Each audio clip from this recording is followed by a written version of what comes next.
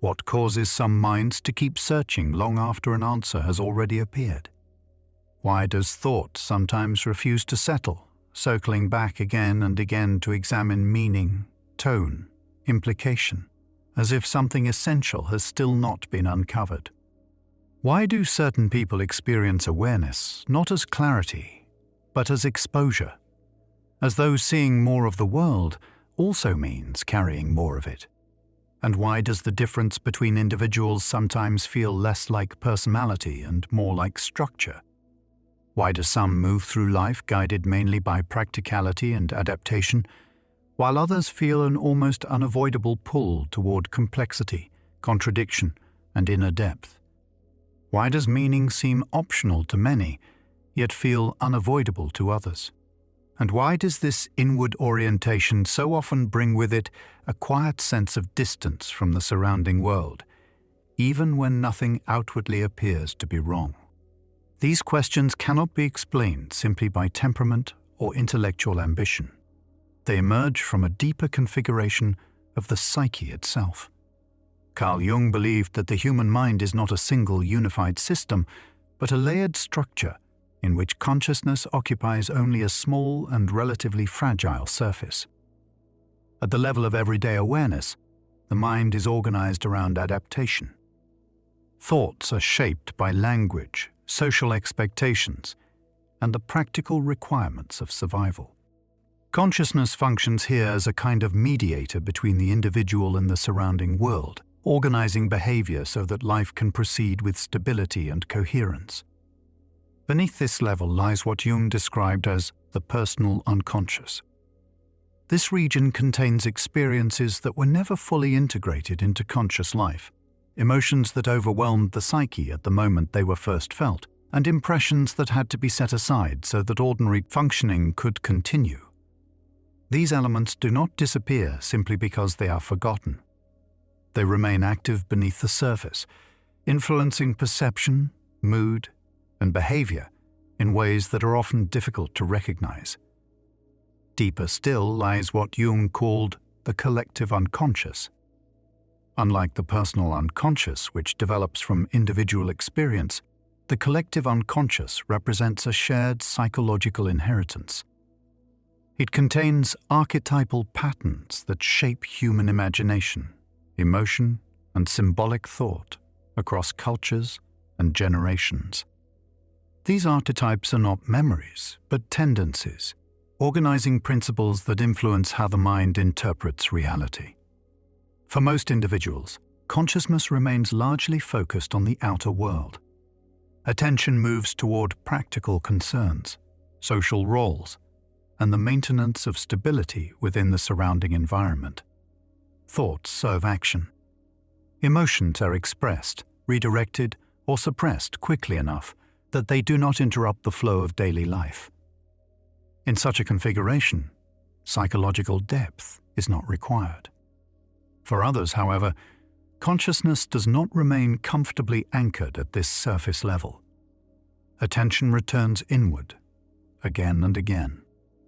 Thoughts do not disappear once their practical purpose has been fulfilled. Emotions leave traces that linger long after the moment has passed. Experiences echo rather than dissolve.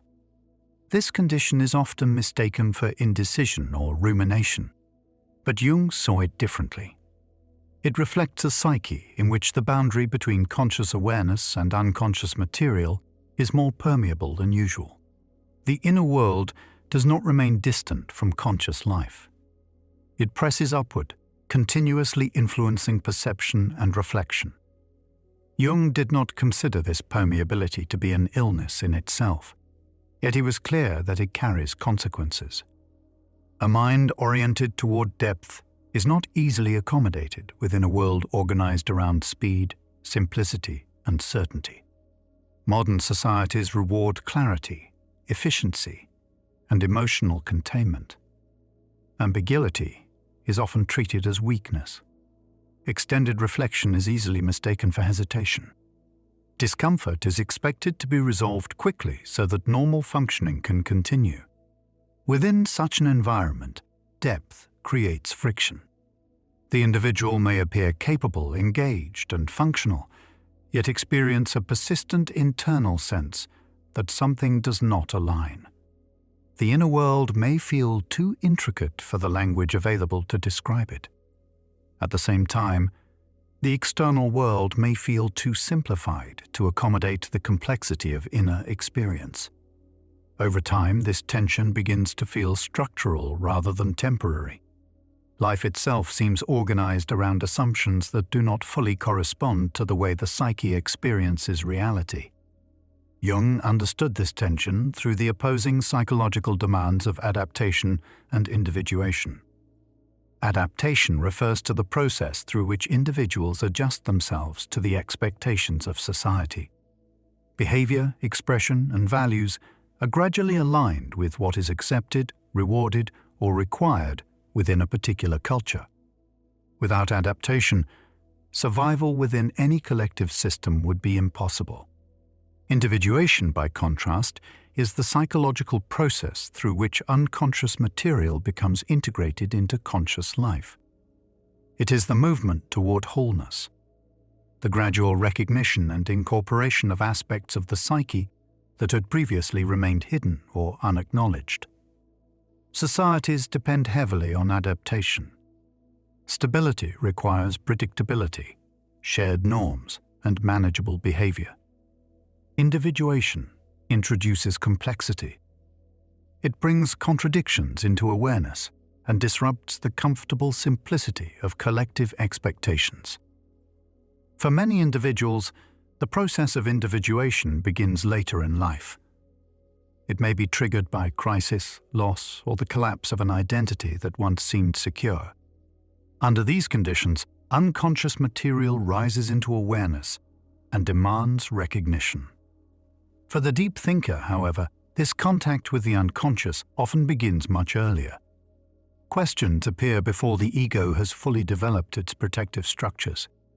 Contradictions are noticed before social explanations have been fully internalized. Emotional undercurrents are sensed before the language exists to describe them. Children with this orientation frequently perceive emotional realities that remain unspoken within their environment. They notice tension beneath politeness, sadness beneath routine, anxiety beneath authority. Jung observed that children are highly sensitive to the unconscious states of those around them. They often organize their own inner world in response to feelings that have never been openly acknowledged. When these perceptions are dismissed or minimized, the child does not necessarily conclude that the perception itself was incorrect. Instead, they learn that their way of seeing does not fit comfortably within the surrounding environment. Gradually, a psychological adjustment begins to form. Expression becomes moderated. Observations are softened or withheld. Questions that disrupt social harmony are delayed or suppressed. This process does not represent dishonesty. It is a form of calibration. The psyche learns to regulate its outward expression in order to reduce friction with a world that does not easily accommodate depth. Jung described the outward face developed through this process as the persona. The persona is the social identity through which the individual interacts with the collective world. It allows participation in society while protecting the more complex aspects of the inner life. The persona itself is not false. Every individual requires some form of social mask in order to function within groups. Problems arise only when the persona becomes so dominant that it begins to obscure the deeper layers of the psyche it was meant to shield. For the deep thinker, this can produce a subtle but persistent strain. Maintaining coherence between inner complexity and outward simplicity requires constant effort. Speech must be filtered. Emotional responses must be translated into socially acceptable forms. Reactions must be moderated so that they do not disrupt the surrounding environment. Externally, this skill often appears as composure, maturity, or emotional intelligence. Internally, however, it may feel like a gradual erosion of authenticity. When individuation is repeatedly postponed in favor of adaptation, the psyche does not become quieter. Instead, it becomes congested. Experiences that were never fully integrated accumulate beneath the surface. Unexpressed tensions begin to circulate internally, searching for recognition. These tensions rarely appear in dramatic form. More often, they manifest as fatigue, cynicism, anxiety, or a vague sense of meaninglessness that cannot be resolved through achievement alone. The individual may succeed in practical terms. Stability, competence, even admiration may be present. Yet internally something feels strangely hollow. This hollowness is often misunderstood. It is frequently interpreted as dissatisfaction or negativity. From a Jungian perspective, however, it reflects a psyche deprived of symbolic nourishment. The unconscious does not communicate through productivity or efficiency. It expresses itself through images, emotions, dreams, and unresolved tensions. When these forms of communication are ignored in favor of constant adaptation, the psyche gradually loses its orientation. Life continues to move forward, but it begins to feel thin. The sensitivity that characterizes deep thinking rarely stops at ideas alone. It extends into emotional environments, social atmospheres, and the subtle psychological currents that move quietly beneath ordinary interaction. Jung described a phenomenon that helps explain this experience, a state he called psychological participation mystique. In this condition, the boundary between individuals becomes less clearly defined, allowing emotional states to move unconsciously between people without being recognized as separate. Every human interaction contains some degree of this exchange. Moods spread through groups without anyone speaking about them.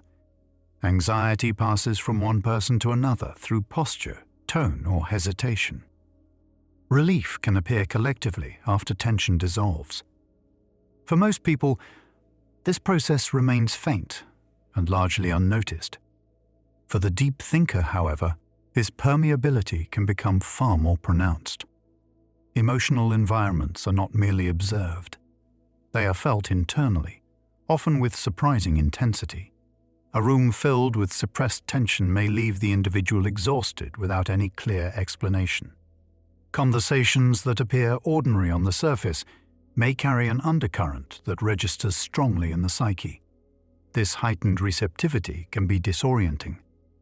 Feelings arrive that do not seem to originate within the self. Irritation appears without a personal cause. Sadness lingers even after leaving the environment where it first arose. Without conscious differentiation, it becomes difficult to determine which emotions belong to the individual and which have been absorbed from the surrounding atmosphere. Jung believed that developing this differentiation was essential for psychological maturity. Awareness alone is not enough. Sensitivity without boundaries leads to confusion. The psyche risks becoming a container for unresolved emotional material that does not truly belong to it. For the deep thinker, this process of differentiation is particularly demanding. The same openness that allows insight into hidden emotional realities also exposes the psyche to them. The individual senses contradiction where others notice harmony. They detect tension where others perceive calm. Over time, this can create a peculiar form of exhaustion. Social interactions that appear uncomplicated to others may require significant internal regulation. The psyche is constantly processing signals that remain invisible to those around it. In such circumstances, solitude begins to acquire psychological importance, not as avoidance, but as regulation. When external input quiets, the mind gains the space necessary to sort what it has absorbed. Emotional impressions settle. Thoughts that were previously entangled begin to separate. Solitude allows the psyche to recover its own rhythm. Jung himself understood this necessity well. Throughout his life, he periodically withdrew from professional and social activity in order to re-establish equilibrium between consciousness and the deeper layers of the mind. For the deep thinker, solitude often feels less like absence and more like alignment. Without the pressure of constant interaction, the mind is able to move at its natural pace. Questions can remain open. Contradictions can exist without immediate resolution. Yet this same tendency towards solitude can easily be misunderstood within a culture that equates connection with continuous participation. Periods of withdrawal may appear as distance or indifference to those who expect constant engagement. Internally, however, solitude rarely feels like disconnection. It functions more like a psychological clearing. The mind reorients itself after being saturated by external demands. Within this quieter environment, another aspect of deep thinking begins to reveal itself: the capacity to hold conflicting realities without forcing them into premature resolution. Jung believed that psychological health did not depend on eliminating contradiction. Instead, it depended on the ability to tolerate it. Consciousness becomes more stable when it can sustain opposing perspectives without collapsing into confusion or denial. The deep thinker often develops this capacity through necessity. Life rarely appears simple. Experiences carry multiple meanings simultaneously. Emotional reactions may contain both attraction and resistance. Situations that appear obvious to others reveal hidden layers of complexity. Holding these contradictions is not comfortable. Insight often arrives before integration. The mind may recognize patterns long before the emotions associated with them have been fully processed. This gap between understanding and embodiment creates a specific form of fatigue. Awareness expands faster than the psyche can incorporate it. The individual sees clearly what is misaligned but cannot immediately change it. Jung referred to this condition as the suffering of consciousness. Greater awareness does not necessarily bring relief. In many cases, it exposes realities that were easier to ignore when perception was narrower. The deep thinker does not suffer because thought itself is excessive. They suffer because awareness reveals tensions within the world that remain hidden to others. Meaning may appear fragile where it once seemed stable. Systems that promise certainty may reveal their limitations under closer examination. This clarity can easily turn inward if it remains unsupported. When the individual cannot find environments capable of holding depth, reflection begins to circulate within the self. Questions return again and again, seeking resolution that cannot be provided through analysis alone. Without careful balance, this inward movement may harden into self-scrutiny. The mind becomes relentlessly observant of its own motives, reactions, and inconsistencies. Reflection that once served discovery begins to function as surveillance. Jung warned that consciousness, when separated from instinct and symbol, risks becoming sterile. Insight accumulates but does not transform. Emotional life becomes analyzed rather than lived. This is the point where many deep thinkers experience an unexpected form of estrangement from themselves. They can describe their psychological patterns with remarkable precision. They recognize the dynamics of their own behavior, yet something within remains untouched. The psyche becomes top-heavy. Thought multiplies while instinct retreats. Emotional experiences are translated immediately into interpretation rather than allowed to unfold. Externally, the individual may appear composed and reflective. Internally, vitality begins to fade. Feelings circulate in abstraction rather than grounding themselves in lived experience. Jung frequently observed this imbalance in individuals who relied heavily on intellect as their primary means of navigating life. Understanding becomes a defense against feeling. Reflection replaces encounter. When this condition persists, the unconscious eventually attempts to restore balance. The psyche contains regulatory forces that cannot be permanently overridden by conscious intention. These forces rarely appear in orderly ways. Anxiety may arise without clear cause. Motivation declines in areas that once felt meaningful. Fatigue appears despite adequate rest. Dreams may become unusually vivid or emotionally intense. Moods shift suddenly without explanation. These experiences are often interpreted as disruptions, but Jung saw them differently. They represent compensatory movements of the psyche attempting to restore equilibrium. For the deep thinker, these signals are often misread as personal failure. Because awareness is high, self-evaluation becomes relentless. Instead of recognizing imbalance, the individual increases efforts at control. More reflection follows. More regulation. More analysis. Ironically, this effort intensifies the split between thought and feeling. The psyche becomes increasingly divided between the observing mind and the living experience beneath it. Jung described this condition as inflation of consciousness. The ego assumes responsibility for processes that cannot be managed through deliberate control. The unconscious does not respond to pressure in the same way conscious problems do. It cannot be forced into clarity through logic alone. It requires a different kind of attention. Symbolic attention, emotional allowance, time. When these elements are absent, the unconscious seeks expression indirectly. Psychological tension accumulates until it finds a way into awareness. For many deep thinkers, this moment arrives unexpectedly. Life appears outwardly stable. Responsibilities are met. Relationships exist. Yet internally, something begins to give way. Meaning slowly drains from structures that once provided orientation. Activities continue, but they feel strangely mechanical. Effort becomes heavy. Jung did not interpret such moments as breakdowns. He saw them as summons. The psyche is asking for a new relationship between consciousness and depth. It is no longer willing to remain a silent background supporting adaptation. It insists on recognition.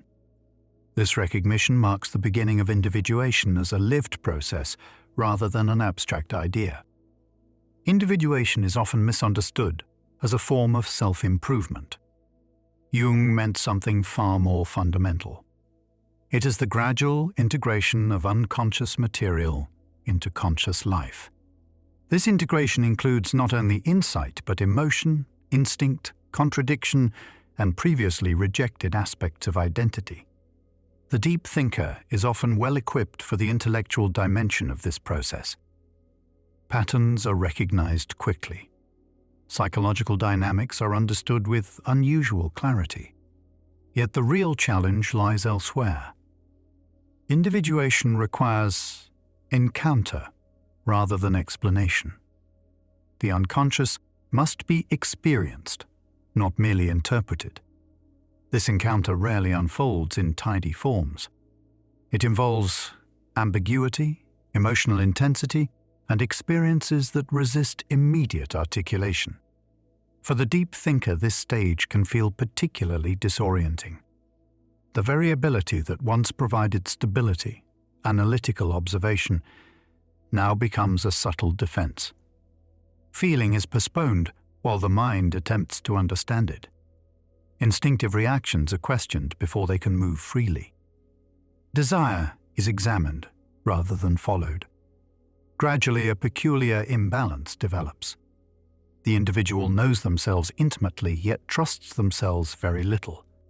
Jung believed that trust in the psyche was essential for genuine integration. Not blind trust in every impulse, but confidence that the deeper layers of the mind possess their own regulatory intelligence. Without this trust, the individual attempts to manage every psychological movement consciously. The result is exhaustion.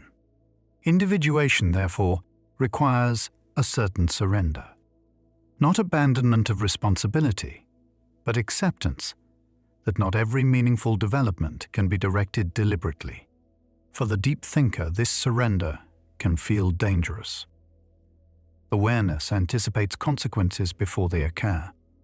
The mind imagines outcomes and calculates risks. Letting experience unfold without complete understanding feels irresponsible. Yet without this loosening, depth becomes claustrophobic.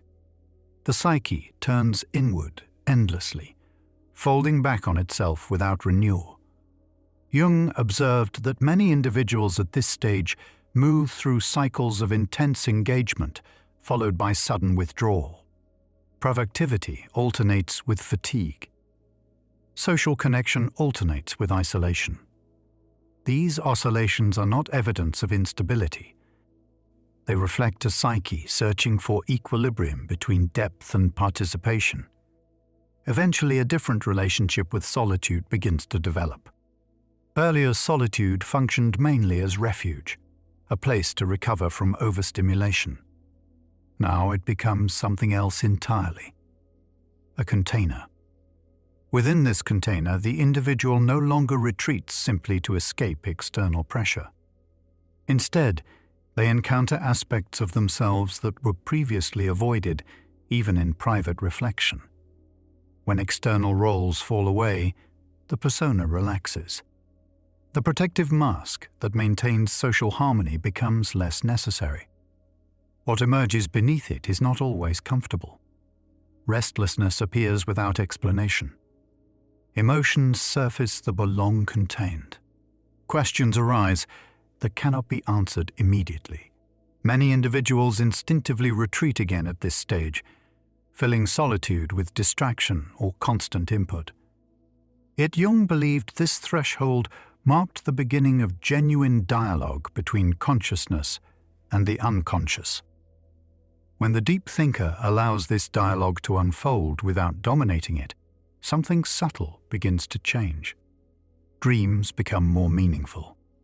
Creative impulses emerge unexpectedly. Emotional reactions carry symbolic resonance rather than simple disturbance. These experiences are not messages that can be translated directly into rational language. They are movements within the psyche seeking expression. Learning to respect these movements without attempting to control them allows depth to circulate rather than stagnate. Meaning slowly returns, not as an abstract concept, but as a felt orientation within life itself. The world has not changed, yet the relationship to it begins to shift. The return of meaning rarely arrives suddenly. It emerges gradually, almost quietly, as the psyche begins to reorganize itself around a new relationship between awareness and life. The deep thinker often notices that external activity becomes less exhausting once inner resistance begins to soften. Adaptation to the world no longer requires constant compression of the self. Something inside has begun to stabilize. This stabilization does not remove complexity. Contradictions remain. Questions remain. Yet the individual experiences them differently. Instead of appearing as problems that demand immediate resolution, they begin to function more like background tensions that can be carried without urgency. Jung believed this shift marked a transition in psychological orientation. Earlier, consciousness attempted to dominate inner life. Thoughts were used to organize emotion, regulate instinct, and prevent disruption. Now, consciousness begins to cooperate with the deeper movements of the psyche, rather than attempting to control them entirely. This cooperation changes the rhythm of thought itself. Reflection remains present, but it loses its compulsive quality. The mind no longer circles endlessly around every perception. Some questions are allowed to remain unanswered. For the deep thinker, this restraint can feel unfamiliar at first. Earlier phases of psychological development were often characterized by an intense drive toward understanding. Every emotional reaction demanded explanation. Every contradiction required interpretation. Over time, the psyche begins to recognize that understanding does not always precede integration. In many cases, insight arrives only after experience has unfolded fully. Jung observed that individuals frequently attempt to resolve inner conflict through thought alone. They analyze their reactions, evaluate their motives, and attempt to derive conclusions about the correct direction of life. While this process can produce clarity, it rarely produces transformation by itself. Transformation occurs when the psyche encounters experiences that cannot be managed entirely through conceptual thought. Emotional events, relationships, losses, and creative impulses all carry symbolic dimensions that exceed explanation. The deep thinker gradually learns that not every psychological movement must be translated into language immediately. Some experiences lose their vitality when they are analyzed too quickly. They require time to unfold within the psyche before their significance becomes clear. This patience with unfolding experience reduces a great deal of internal pressure. Life no longer feels like a continuous psychological examination. Moments of confusion are tolerated rather than corrected instantly. As this tolerance develops, another change becomes visible. The deep thinker begins to act more often without complete certainty. Earlier, action frequently felt premature. Every decision seemed to carry implications that were impossible to reconcile fully. The individual hesitated, waiting for a sense of total alignment that rarely arrived. Jung saw this hesitation as a common expression of excessive consciousness. When awareness expands rapidly, the mind perceives numerous possibilities simultaneously. Each possibility contains potential consequences that can be imagined in advance. The result is paralysis, disguised as reflection. The individual prepares endlessly but struggles to move. Individuation gradually alters this pattern. The deep thinker begins to recognize that clarity often appears only after action has taken place. Experience itself becomes a form of knowledge. This does not mean abandoning discernment. Decisions are still approached thoughtfully. Yet the expectation of perfect understanding begins to dissolve. Action becomes possible again. The same shift often occurs within relationships. Individuals oriented toward depth frequently long for profound connection while simultaneously fearing misunderstanding. They anticipate disappointment before intimacy has had the opportunity to develop. As a result, relationships are approached cautiously. Emotional expression is moderated. Vulnerability is analyzed rather than lived. Jung believed that when the principle of understanding dominates the principle of relatedness, intimacy becomes abstract. The individual may understand others deeply, yet struggle to allow genuine closeness to unfold. Integration changes this dynamic gradually. The deep thinker becomes more willing to experience relationships as they are, rather than evaluating them constantly against imagined ideals. Connection becomes less symbolic and more immediate. Imperfect understanding no longer feels like failure.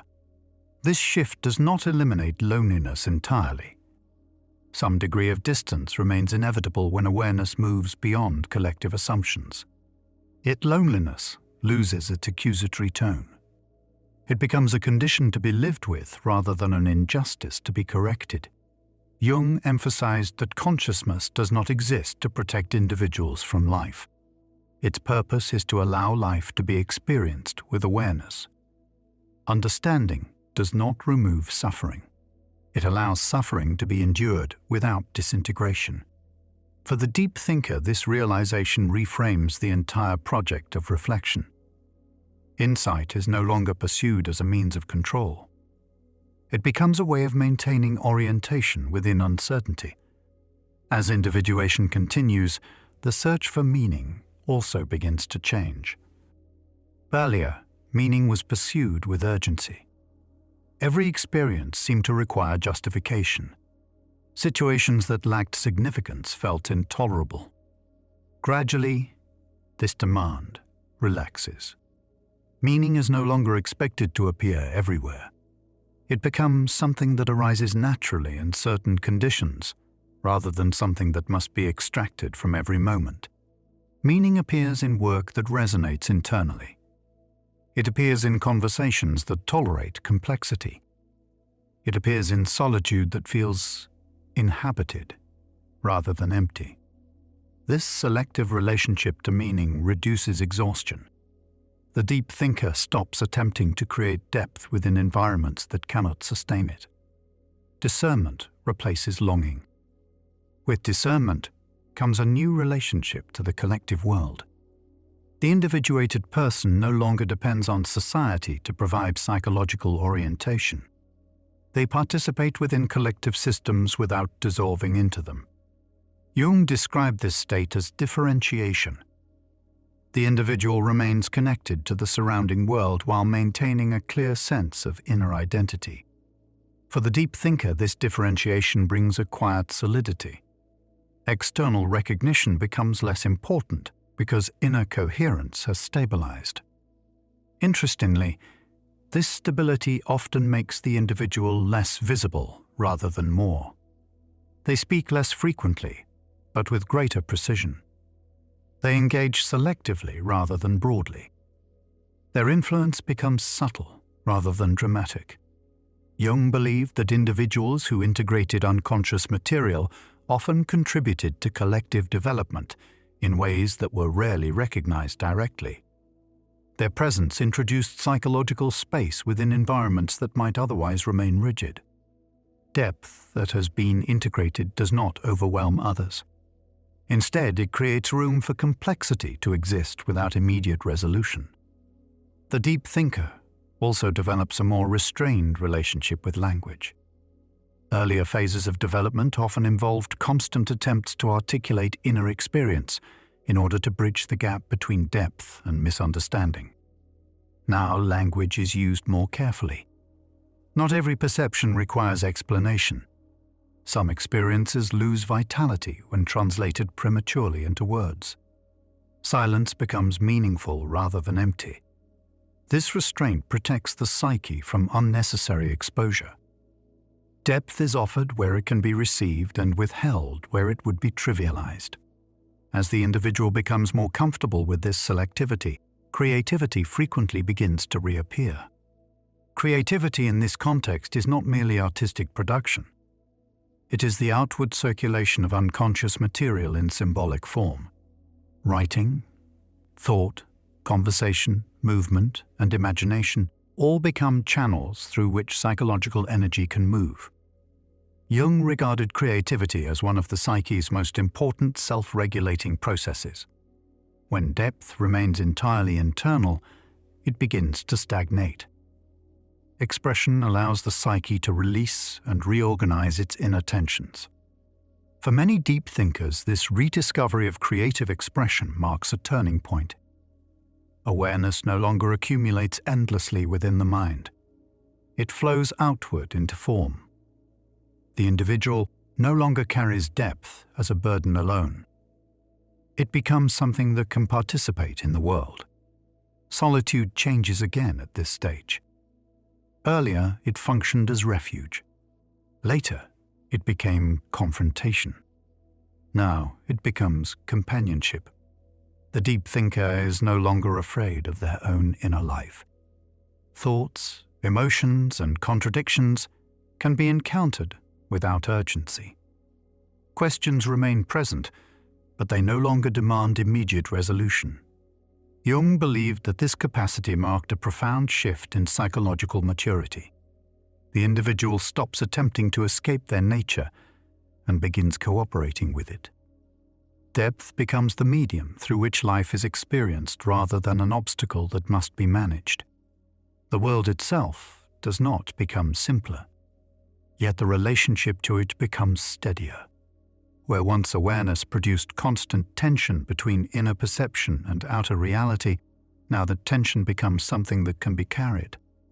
The deep thinker no longer attempts to reshape the world to match the psyche completely. They recognize that many structures within society are built for efficiency rather than depth. Instead of fighting this fact continuously, they adjust their engagement with it. Participation becomes intentional rather than compulsory. Work is chosen where alignment exists. Relationships deepen where resonance appears. Recognition becomes less relevant than coherence. Importantly, this integration does not remove vulnerability. Disappointment still occurs. Misunderstanding still appears. The difference is that these experiences no longer threaten the stability of identity. The individual understands that awareness does not grant immunity from life. It allows life to be lived without fragmentation. Jung saw this stage not as an endpoint, but as a sustainable orientation toward existence. The psyche remains open to further development, while maintaining enough stability to endure uncertainty. From this position, the deep thinker can move outward again, not in search of belonging, but in quiet contribution. Engagement with the world no longer serves the purpose of proving depth or defending it. It becomes an expression of inner coherence. The individual participates because participation feels true rather than necessary. This quiet form of engagement often carries greater influence than earlier attempts to explain or persuade. Depth that has been integrated communicates itself through presence rather than argument. Others may sense calm, reflection, or honesty without fully understanding its origin. Jung believed that such presence had a stabilizing effect on the collective psyche.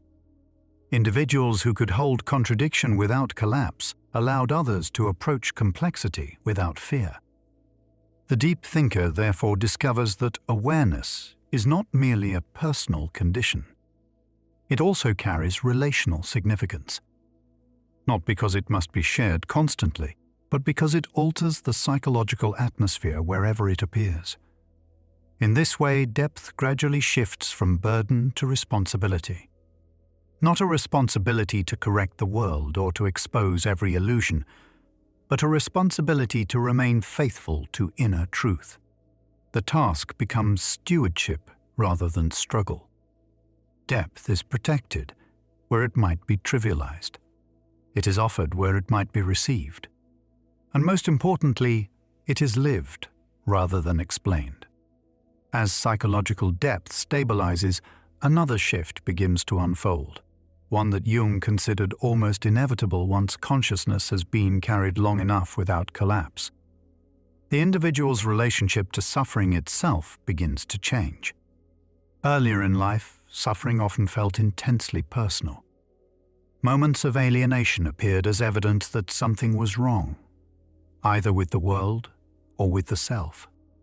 Misalignment felt like failure. Loneliness felt like rejection. The difficulty of carrying awareness seemed to demand explanation. Over time, this interpretation begins to soften. The deep thinker gradually recognizes that much of this tension does not arise from personal inadequacy, but from structural friction between different levels of perception. When consciousness becomes sensitive to contradictions that remain invisible to many others, discomfort naturally follows. Jung never romanticized suffering, yet he did not treat it as meaningless either. He believed suffering often appears when the psyche is attempting to reorganize itself around a new level of awareness. The pain itself is not the goal. It is a signal that development is underway. For the deep thinker, this realization removes a subtle but powerful burden. Suffering no longer needs to be interpreted as punishment or error. It becomes part of the terrain of consciousness. Awareness reveals limits that cannot easily be ignored. It exposes illusions that once provided comfort. It recognizes losses that simpler explanations would prefer to avoid. These recognitions do not disappear simply because they are inconvenient. The psyche cannot unknow what it has already seen. Yet when this exposure is accepted rather than resisted, suffering begins to change character. It becomes less chaotic, less accusatory. The individual stops asking why difficulty exists and begins asking how it can be carried. This shift marks an important moment in psychological maturity. The deep thinker stops expecting insight to protect them from life. Understanding is no longer pursued as a shield against pain. Instead, it becomes a way of remaining coherent within it. From this perspective, consciousness functions less like a tool of control and more like a vessel for endurance. To see clearly does not guarantee comfort. It allows experience to be lived without fragmentation. This reframing alters the role of hope as well. Earlier hope was often projected outward. It rested on imagined conditions in which misunderstanding would disappear, alignment would finally arrive, and the tension between inner depth and outer reality would dissolve. Jung viewed this kind of hope cautiously. When hope depends entirely on future circumstances, it postpones responsibility for the present. As individuation progresses, a quieter form of hope begins to appear. This hope does not rely on ideal outcomes. It rests on the recognition that psychological integrity can be maintained regardless of external conditions. Life may remain uncertain. The world may remain imperfect, yet the individual discovers that inner coherence can endure. This endurance produces a particular steadiness. The deep thinker no longer seeks constant confirmation that their orientation is valid.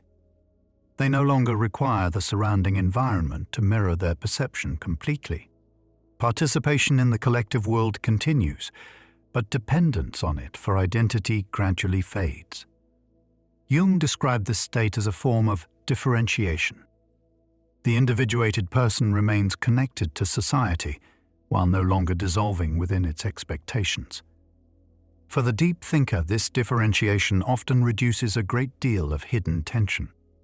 Much energy had previously been spent explaining inner complexity or defending it against misunderstanding. As identity stabilizes, this effort becomes unnecessary. The individual no longer feels compelled to translate every nuance of their experience into language that others will accept. Silence becomes easier. Ambiguity becomes tolerable. This restraint is not withdrawal. It reflects a shift in orientation. The deep thinker stops attempting to resolve every discrepancy between their inner world and the collective environment. Instead, they begin to live alongside that discrepancy. This coexistence requires a different relationship with responsibility. Earlier phases of development often carried a subtle sense of obligation to repair what appeared broken within the world. Awareness revealed contradictions that seemed to demand correction. Over time, the limits of this impulse become clear. Not every distortion can be corrected. Not every illusion can be removed.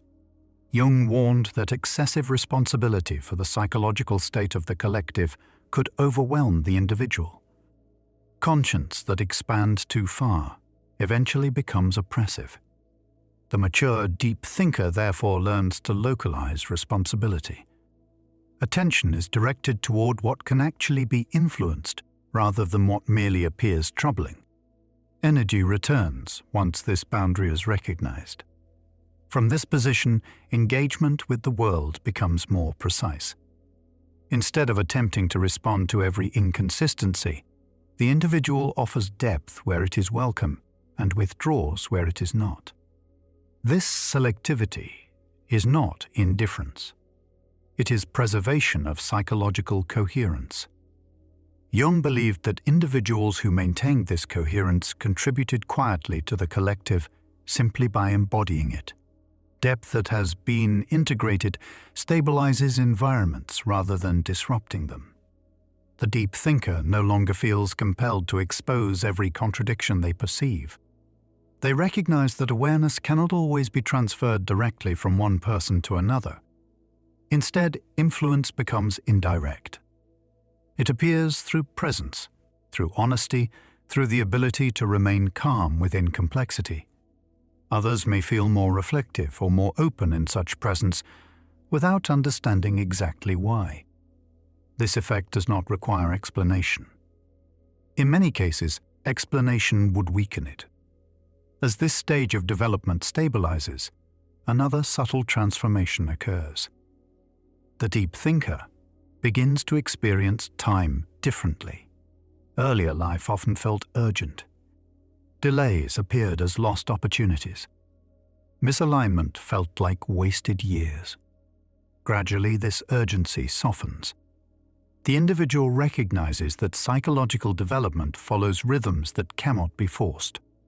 Jung believed the psyche unfolds across the lifespan according to patterns that do not align neatly with external schedules.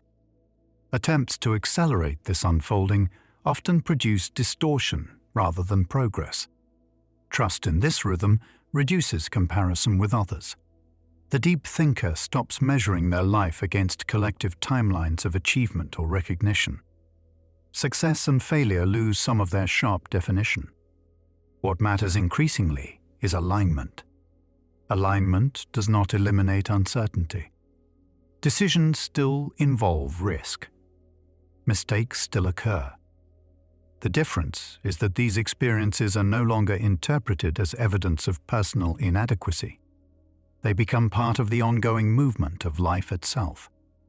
Jung described this capacity as psychological adulthood, not the absence of fear or contradiction, but the ability to move through them without disintegration. For the deep thinker, this adulthood often includes a retrospective compassion toward earlier phases of development. Periods of confusion, isolation, and relentless reflection are no longer judged harshly. They are recognized as necessary stages in the formation of a psyche capable of depth. This compassion integrates the past rather than rejecting it. Identity becomes continuous rather than fragmented across different periods of life. From this position, the task of development becomes simpler. The individual no longer attempts to transform themselves entirely. Instead, they maintain the balance that has gradually emerged. Depth continues to generate questions. Awareness continues to reveal contradictions. Yet the psyche now possesses enough stability to carry these realities without collapsing under them. Life becomes less like a problem to solve and more like terrain to navigate. This navigation requires attention but not constant struggle. The deep thinker learns to move where movement feels true and to remain still where stillness preserves clarity. Silence is chosen where words would dilute meaning. Speech is offered where expression might sustain connection.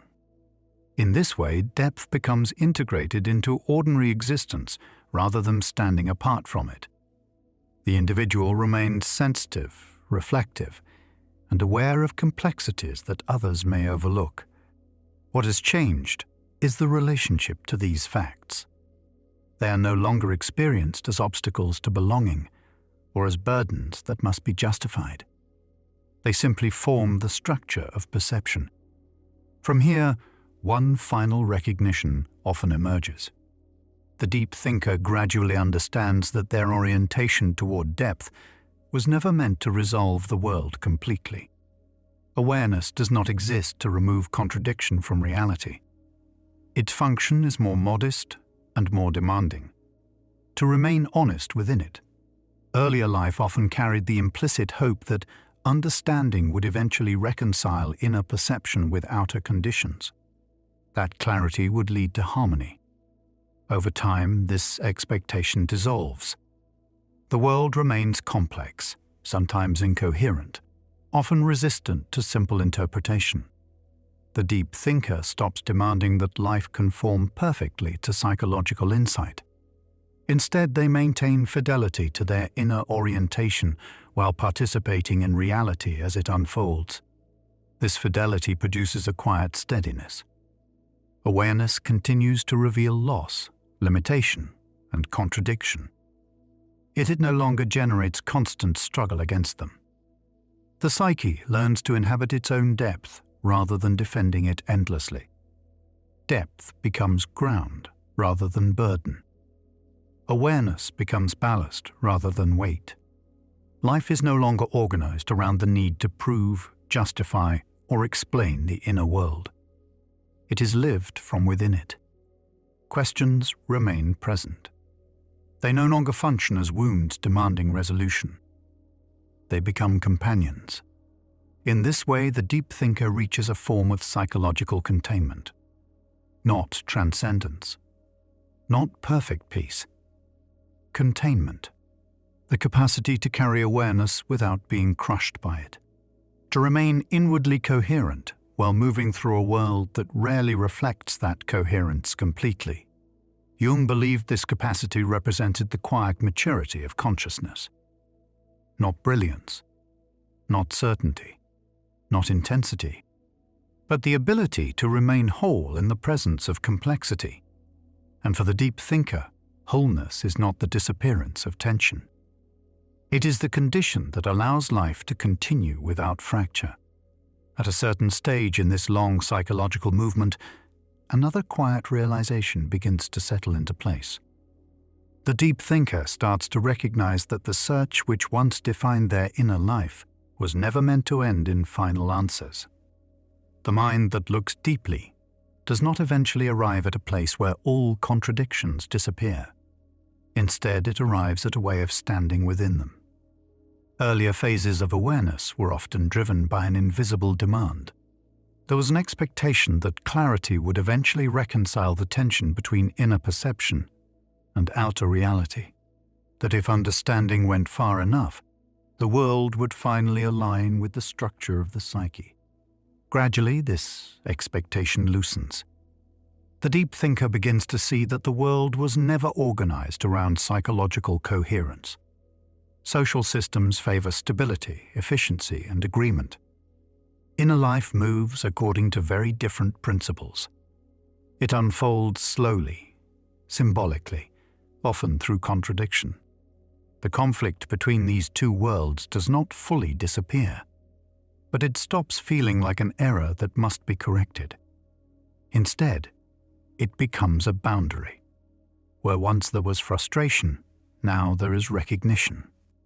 The deep thinker understands that much of the world operates comfortably at the surface level of experience. Practical life continues, decisions are made quickly, meaning is simplified so that collective structures can function. Depth was never meant to replace this level of reality entirely. It exists alongside it. This understanding changes the emotional tone of awareness. Earlier perception often carried an edge of urgency. Every contradiction appeared to require exposure. Every illusion seemed to demand correction. With maturity, that urgency fades. The deep thinker no longer feels compelled to confront every inconsistency that appears within the world. Not because those inconsistencies have vanished, but because the psyche recognizes the limits of what can be altered. Responsibility becomes quieter and more precise. Energy is no longer spent trying to transform environments that cannot sustain depth. Instead, attention turns toward maintaining inner alignment while participating in life where participation feels authentic. This shift produces a surprising sense of steadiness. Earlier life often felt like a negotiation between the need to remain true to inner perception and the pressure to conform to collective expectations. Now that negotiation softens. The individual stops trying to force recognition from the outside world. Depth no longer requires validation in order to exist. It simply becomes the structure through which reality is experienced. From this point forward, awareness functions less like a search and more like an orientation. The deep thinker does not move through life expecting constant understanding or resonance. They move through it, attentive to where resonance naturally appears. Some relationships can carry complexity. Others remain lighter, more practical, shaped by the rhythms of ordinary interaction. Both forms of connection are allowed to exist without disappointment. The same principle applies to work, creativity, and engagement with the wider world. Depth is offered where it can live, and withheld where it would dissolve. There is no longer a need to prove its value. Jung believed this stage represented a form of containment within the psyche. Containment does not mean suppression. It means that awareness has found a stable place within the structure of the self. Thought continues to explore. Emotion continues to respond. The unconscious continues to produce images and tensions that require attention. Yet these movements no longer threaten the coherence of identity. The deep thinker carries them with a kind of quiet endurance. This endurance produces an unexpected freedom. When the need for resolution fades, life becomes less constrained by expectation. The individual is no longer measuring each experience against an imagined state of final understanding. Moments are allowed to remain incomplete. Questions are allowed to remain open. Meaning appears where it appears, and when it fades, the psyche does not collapse in response. It simply continues. In this way, the deep thinker becomes less preoccupied with the search for answers and more attentive to the integrity of perception itself. To see clearly becomes enough. This clarity does not isolate the individual from the world as strongly as it once did. Earlier awareness sometimes created the feeling of standing outside ordinary life, observing it from a distance. Now, the relationship changes. The deep thinker participates fully in reality, while recognizing that their perception will never entirely match the assumptions surrounding them. This difference stops feeling like alienation. It becomes placement. Every psyche occupies a particular position within the wider structure of human experience. Some move easily within collective norms. Others operate closer to the boundary between the conscious world and the deeper layers of the mind. Neither position is superior. They simply serve different functions. Jung believed that individuals capable of carrying psychological depth often act as quiet intermediaries between these layers. They notice tensions before they become crises. They recognize emotional undercurrents before they erupt into conflict. Their presence alone can stabilize situations that might otherwise collapse into confusion. Yet this influence rarely appears dramatic. It does not require authority or recognition. In many cases, it passes unnoticed. The deep thinker learns to accept this invisibility without resentment. Contribution no longer depends on visibility. It depends on coherence. When the psyche remains internally aligned, it naturally influences the environment around it. Calm spreads through presence. Honesty invites honesty. Complexity becomes tolerable in spaces where it once provoked fear. These effects occur without deliberate effort. Depth communicates itself through the structure of being rather than through explanation. This is why the mature deep thinker speaks less often about their orientation than they once did. Earlier life required constant articulation in order to understand what was happening within the psyche. Now the experience has settled into familiarity. There is less need to translate it into language. Silence becomes a natural companion to awareness. Within this silence, the mind continues its quiet observation. Contradictions appear and disappear. Patterns emerge, dissolve, and reappear in new forms. The psyche no longer attempts to control these movements. It cooperates with them. Jung believed that this cooperation represented the deepest form of individuation. The individual no longer fights the structure of their own consciousness. They inhabit it. To inhabit depth is not to transcend ordinary life. Bills still arrive.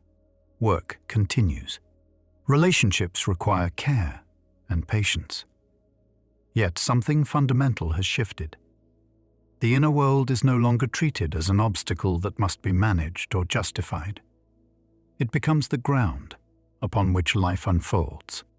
From this ground, the deep thinker moves through existence with a steadiness that earlier phases could not sustain. Questions remain present, but they no longer dominate the landscape of thought. They simply accompany it. In this final stage, awareness is no longer experienced primarily as burden. It becomes ballast. The psyche carries its depth the way a ship carries weight beneath the waterline. Invisible to those who look only at the surface, yet essential for stability within the wider ocean of life. The world above the surface continues to change. Waves rise and fall. Storms appear and disappear, but the structure below remains steady. And it is this quiet stability that allows the deep thinker to continue moving forward, not in search of final answers, but in quiet fidelity to the life that unfolds within the depth they have learned to inhabit.